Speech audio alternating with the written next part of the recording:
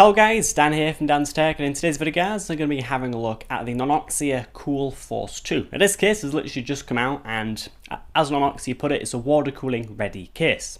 Now this case does come with 340mm fans, does feature sound deadening foam, and from me just looking at the case and kind of looking at the way they've kind of outlined it on the box, it does look like it has a very good internal layout, and that it does support many radiators for you water cooling enthusiasts. So without further ado, we're going to kind of jump in to the review, and if anything, I'm pretty excited to do this. I haven't reviewed a case for a very long time, so yeah, let's do this. So to get started, let's go over some main specs of the case. Now the case comes in at 48.3cm in height, 22cm in width, and 52.5cm in depth. Now the case is mostly made of black coloured steel, with the front panel and the removable air cover at the top of the case being plastic. Anyhow, as for an exterior look at the case, the left side of the case features an acrylic window that focuses mainly on the motherboard area and the power supply. Now unfortunately, my review sample came slightly damaged, however mine did get shipped all the way from Germany to the UK, and I'm more than certain you guys can get yours replaced if yours also comes damaged this way. Now at the front of the case, we found the brushed plastic front panel with room for 2 optical disk drives, or other devices that support the size, like many fan controllers and water cooling reservoirs. Nearer to the top, we have a Nanoxia logo, which the green LEDs illuminate when turned on. Now mentioning the LED lighting, there's a button nearer to the bottom which can turn off the said LEDs if preferred. And when taking the front panel off, you can see 2 green LED strips. These are powered by a single SATA connector, and I'm very glad that Nanoxia did go with a SATA connector instead of the 4-pin Molex.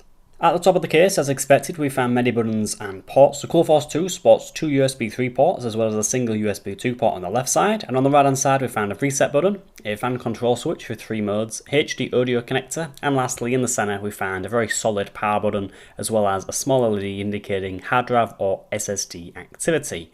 Up top also we found a removable top cover. When removing the cover, this exposes many screw lines to mount up to 340 or 320mm fans inside the case. Of course, these do mount inside. Now it's good to see that many manufacturers have finally moved away from fixed screw holes for fan mounting and do use these screw lines. It just allows more flexibility and overall is good to see. Lastly, on the bottom of the case we found 4 silver feet with rubber material on the bottom to protect surfaces against scratches and to stop the case from moving around. In addition to this, the case also features a removable dust filter that filters air from the intake power supply fan, and also to filter an additional fan if that's installed on the bottom of the case. Cracking open the case, of which both side panels are secured with small thumb screws and also are both lined with a soundproofing material to cut down on noise. Now inside the case we can see the main area where the motherboard will be mounted. Now this case does support 4 form factors of motherboards, of which consist Mini ATX, Micro ATX, the standard ATX form factor, and finally XL ATX, which does rely on the same standoff configuration as the standard ATX. As for the cables that I found inside the case, we found 2 SATA power connectors, one for the integrated fan controller and the other one for the 2 green LED strips as mentioned earlier. You also found 3 3-pin fan connectors, a USB 3 and a USB 2 connector, as well as all the usual front panel connectors. This does include in this case a power and reset switch, a power and reset LED, and also a HD audio connector. Now this case comes fitted with 3 of Nanoxia's own green 140mm fans to get you started, and will max out the fan controller from the get-go. Nanoxia have really put a lot of design thought into this case and have included 7 rubberized holes in the motherboard tray, including a very large one near the power supply. Also included is a very large CPU cutout for easy installation of aftermarket coolers that require a backplate. And in addition to this, you have many options in terms of mounting hard drives, SSDs, and also fans into the case. To the right of the case you'll find what Nanoxia call their module wand bracket. This bracket supports up to 2 hard drives and 2 SSDs to be installed on this at the same time. Now if this doesn't satisfy you, you can rather mount many fans, of which it does support 220mm or 240mm fans, or can support a water cooling pump or a reservoir. Now additionally, if you don't want to utilise this bracket and want to free up more room for a long GPU, or just want the fans at the front of the case to be able to blow the air freely to the back of the case, you can simply remove it, as you do have many other spots for installing drives elsewhere. Now as for where you can install drives, this case supports 2 hard drives and 2 SSDs to be installed on the module wand bracket at the same time as mentioned, and you do also have 3 spots to install SSDs at the front of the case. with one additional one at the back. And in addition to this, you have 2 sleds at the back of the case at the bottom, which does support rather SSDs or conventional 3.5-inch hard drives to be installed. Also, if wanted, you could purchase 5.25-inch to 3.5-inch adapters and could use the 2 top optical bays to install more drives if needed. Mentioning the 5.25-inch cage, if you don't use optical drives or wish to install, say, water cooling radiators at the front or at the top of the case, you can simply unscrew it. Very nice to see. Now, around the back of the case, you have a fair bit of room for cable management, and to make it easier, this case features many Velcro straps and many tie-down points that you can use cable or zip ties, of which Nanoxia do provide a few with the case to better manage your cables. And lastly, as for some final specifications and accessories you do get in the box, the maximum height for CPU cooler is 18.5 centimeters, and the maximum GPU length is 30 centimeters or 43 centimeters with the module 1 bracket removed.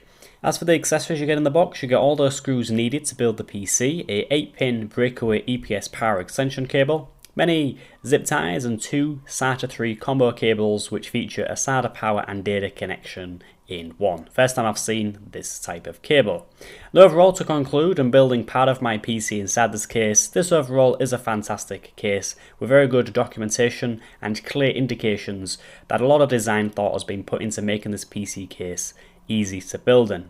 Thanks to the cleverly designed module 1 bracket and the top cover that can be removed to, say, install more fans, this case does offer a lot of flexibility that not a lot of cases on the market do offer. Overall, very nice to work with, and it was a pleasure to check out this case. Anyhow, without further ado, let's roll that good old outro.